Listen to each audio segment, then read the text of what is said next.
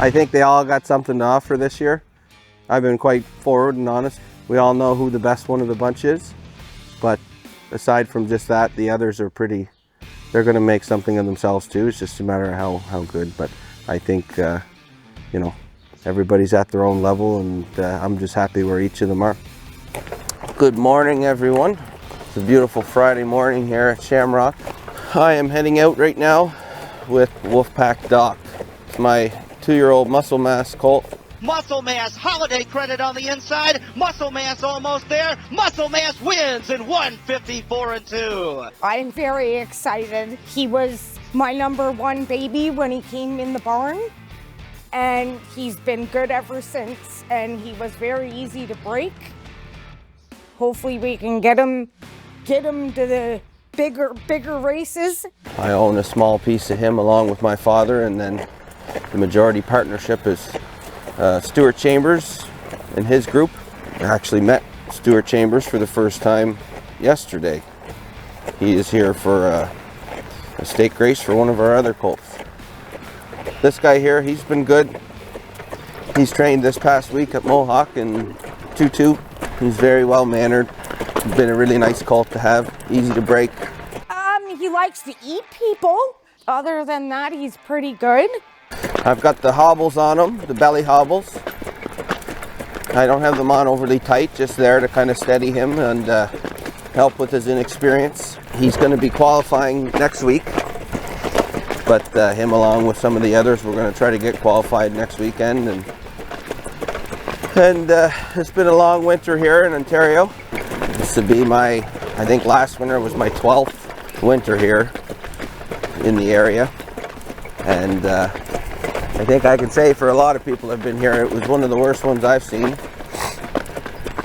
We just had snow every day and cold, some rainstorms, whatever Mother Nature could throw at us. But these babies, they slugged it out along with us fellas on the tracks, and here we are. We're real close now.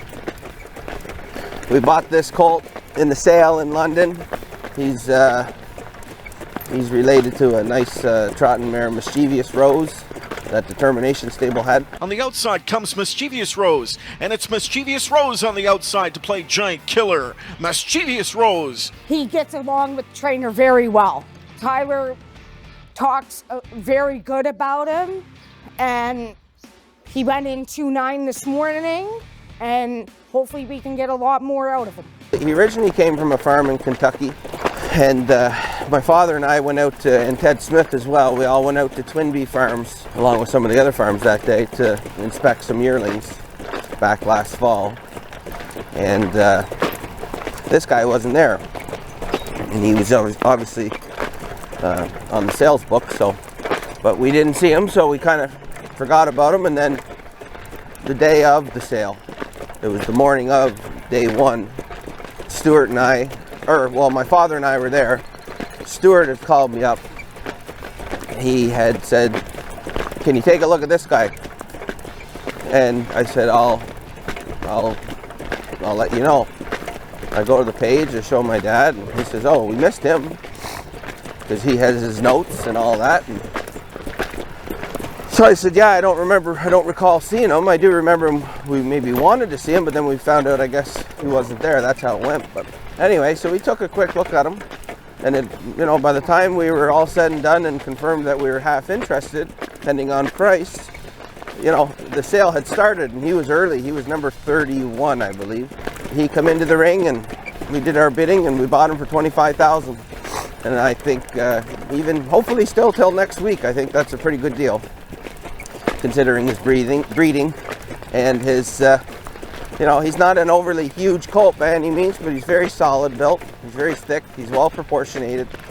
He's going to grow. He'll obviously be bigger yet, but he's a nice size. So this here is Celia Shadow. She's a 2-year-old cattle wash filly. Cattle wash on the outside. Tattoo artist desperate. Poseidon Sailster and the Minister. Cattle wash and Dave Miller on the outside. Cattle wash in a thriller. Super excited. This is a pretty special filly. She does test me a lot. but we're excited to see what the year holds for her. At the beginning, things weren't going so well. She came from Princeton Farms, and she was quite a handful for me. I'm not 60 years old or anything, but at my mid-age right now, I have broke a lot of horses for a various amount of people. And I'd say this one here was one of the toughest ones ever for me. She took about a month. And the funny thing is too, when I first started with her, I had her no problem, and it was almost, she realized what was going on and she didn't like it, and she took me backwards. And I had to lay up on her, and I'm glad I did. Oh, she's quirky. We call her Celia. Sometimes we call her Fancy Nancy, just because she can not be a Karen, but I don't know. Just Nancy is, I guess, another term. It's a very sweet, spunky, quirky little horse. That's my girl here. She tested me quite a lot for quite a few many days in a row, where I had to just walk away and stick to being patient and kind of go back to old school, like right to brushing and handling her and picking her feet every morning. That led into then getting the harness on properly and not putting up a fuss, and then to line driving and obviously to jogging. And the one thing I'll say about this filly and what she taught me in those 3 or 4 weeks is, you know, with patience and a bit of kindness, they will come. And because she had me defeated there one morning, and I went home, you know, not sure what to think about it. I didn't know if I should have tried harder or shouldn't have tried as hard as I did. I didn't know if I should have done it a different way where she wouldn't have become a problem, but I learned a lot over that little period of time with her. Getting her to like her shoeing. Our man Timmy Mack, he knows that she's a little bit particular, and we kind of just do everything we can to keep her happy while getting her new Nikes on. Stephanie Gallant has been looking after her, and she's done a tremendous job, along with Becky and Kennedy. You know, everybody pitches in, and you know, the girls are getting along with the girls, basically. So, and you know, if you had to talk to me back in October, I didn't know where we would stand. So, as you can tell, she's very mature out here. That's one thing for sure. Once she did get jogging, even in early November, this filly, when she come on the track, and I've had this conversation with Ron Lotz and Serge. They actually visited a couple weeks ago, and it was pretty cool to meet Mr. Savard in person. When she gets out here on the track, she is just a professional, and it's kind of weird, it's kind of funny, but I mean, because she has a hard time acting like that in the barn some days. But my God, when she gets out here, she does not make any mistakes. She knows her business. She knows what she's doing, and it, you know, we're getting very excited here because it's showing in the training. She went that mile there not long ago in 59, and James McDonald went with her, and he said she did it very easy. Fairly well. She's a nice horse. Honestly, I don't think anybody dislikes her. She's got a great attitude on the track. Other than it being a little particular in the barn, she's fairly easy to work with. And I was right there. I watched it, and it looked that way. So this is our pretty little Lola. She's a sweet little homebred filly. She is a Century Pharaoh. Century Pharaoh coming to the line. Century Pharaoh wins the Breeders' Crown. Pretty excited for Miss Lola. This is LD and me. We call her Lola. She's a very nice filly, so very excited to see what she's got in store for us this year. She is owned by the Ratchford sisters of Nova Scotia. She is pretty well bred too, actually. I think. We'll find out. But no, Karen Ratchford, I speak to her quite regularly on the phone. We've never met, but she's been awesome for me, and we've had some good conversations over the last little while. And this filly has been great to talk about. She's been a character in lots of ways, but in all, you know, to give it all a general grade, I consider her doing really well. Last week at Mohawk, she trained in 2-2. She was well in hand. She did it very easy.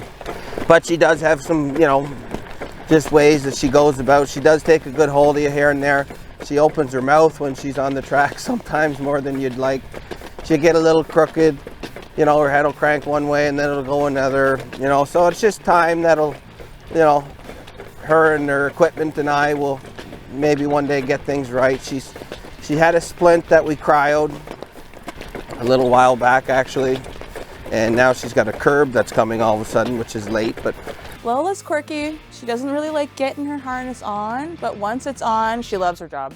she's still going and she's still doing it right. She's all game. She's all business out here, which I like that. I think that's awesome, and that's a big part of it. The Ratchford girls from Nova Scotia own her. So yeah, they're excited to see what she's got as well. My favorite thing about Lola is that she's easy on herself. She likes to work, but when the work's done, you catch her laying down, having a nap. But she's very sweet little filly. She's such a sweet character in the barn. She's quite a sook. She lays down and eats her hay. You can go in there and pet her and play with her. She don't mind. She loves us. She loves having the people around. She's very friendly. She's always got her head over the gate, and I'm just happy to have her, and she's great to have around. So this is Century Nadia, 2-year-old Bulldog Hanover filly. Bulldog Hanover, the Bulldog does it again. Bulldog Hanover, Rocky Road Hanover, and then Tattoo Artist. It's Bulldog Hanover, 1:45 and 4. There it is, the fastest mile in harness racing history. Pretty excited. She's a really sweet horse. Yeah, think she'll do pretty good, and crossing our fingers. Right? Yeah. She tries really hard. I don't know if you can figure it out yet, but she actually came from Century Farms here in Ontario. We bought her for $25,000. Arnold Hagen of Nova Scotia, he owns her. Arnold's been a great client of mine. He's always had a couple of horses in the barn with me here for the last couple of years. As of today, we have this filly here and a racehorse mare, Redland Bethany Jean. And Redland, meaning that is Arnold's breeding farm. It's actually in PEI. He's got, I forget, he's told me, but I think he's got around 30 brood mares. He had a bunch of horses in the yearling sales last year. For the most part, they were in the Salem PEI, which is something odd about Arnold that I didn't know. He sold a bunch of horses in the Crapo sale in PEI, and then he came up here and he bought this filly in the sale in London for $25,000. But she's been good. She's actually went in 2 minutes a couple of weeks ago. She's had a curb that has been nothing but a pain in the ass. As you can see her tail going here. It has bothered her all winter. We've done all kinds of things to it. Shocking, injecting, painting, obviously. Finally gave in and cryoed it a little while ago. And so she's just been on light jogging here for the past little bit. And hopefully we get her back into full gear and she can go along like she had. Look how laid back she is. She doesn't really care about much. She's kind of there and she's happy to be there. She likes people. She likes love. She had a good winter training down. She was very easy to break. She's very smart. Another one of these fillies. She's very eager to please. She likes her work. She likes to go forward, which I am, when I think of it, very fortunate that way. Between all three of the fillies, they all want to go, and I think that's very important. Honestly, pretty solid. Yeah. She tries to bite your butt sometimes, but very gently when you're picking out her hooves, and that's about it. That curb was a real nasty one. She had it the day we bought her at the sale, and yeah, it's never left, you know. It's always bugged her. So if I can help her out by getting that gone, then we might be okay, because she does want to go. She gets along really well with pretty much everyone. I don't think there's anyone that doesn't get along with her. Arnold's mare that he has with me here, Redland Bethany Jean. Redland Bethany Jean off the trip up the inside. Redland Bethany Jean's going to win over Rock and Roll Annie. She's been a great racehorse for us, especially on the B tracks. She had a real good winter this past winter. We gave her a few weeks off in the fall, let her freshen up a little bit before the snow came, and then yeah, she come back. She got qualified and she hit the track run, and she worked her way right up to the preferred there at Flamborough in London all winter long, and she kind of stayed there, and yeah, she's done really well. She's a nice, beautiful mare. She's an Art Speak. She's 6 years old, or she might be 5. I think she's 5 maybe. But anyway, she's very nice, and I'm very happy with her. And Arnold and I. Arnold's been up a couple of times now to see us. Hopefully this filly here. Hopefully this filly gets to some big stake races, and he can come up for a weekend or something and watch her go. And you know, he's been great. He's been a great guy for me in the stable. We had a couple other mares as well this past winter, and they did good. They've now since gone. One was claimed and one we sold, but they both raced really well for us throughout the winter, and kept us all employed, and the money flowing, and paid for maybe a few of the bills for this gal here. So hopefully she can now take her turn and look after things.